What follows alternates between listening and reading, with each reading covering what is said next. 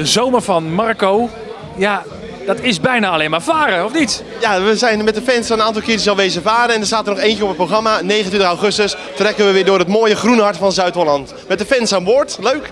Nou, dan krijgen ze onder andere Adriaan Drost op de boot en ook zangeres Kelly gaat mee. We hebben Marco de Hollander aan boord, dat is wel erg leuk vind ik zelf. En natuurlijk gaan we genieten van de mooie omgeving. We gaan de plassen bij ons in de buurt op en gewoon genieten. We waren een keer met een ander radiostation te gast en dan mochten we een optreden op de boot. Toen dacht ik van, hé, misschien is dat ook wel leuk voor onze mensen in Zuid-Holland. Dus het idee is geopperd en we hebben het gewoon georganiseerd.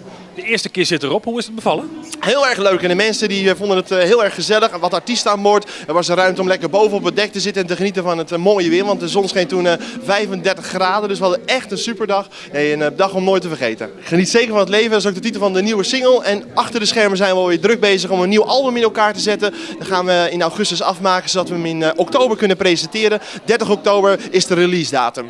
We gaan de sporthal bij ons in Ter Aar in de Vlinder op zijn kop zetten. We hebben heel veel Nederlandstalige artiesten bereid gevonden om langs te komen. Onder andere Marianne Weber, Duo Nationaal gaat komen, Johan Heuser, Jan Lelyveld niet te vergeten, John Enter, Janneke Dro. Kortom een keur van Nederlandstalige toppers in Ter Aar. Het meest bijzondere plekje blijft voor mij toch altijd nog het Archeon, omdat daar mijn broer ooit getrouwd is. En dat vond ik toch wel mooi om daar ook mijn clip op te nemen, ja. En als je daar bent, hoe zou je dat omschrijven? Dat is allemaal een beetje authentiek van vroeger, maar dan in de sfeer een beetje van nu. En dat is heel erg gezellig en heel erg mooi.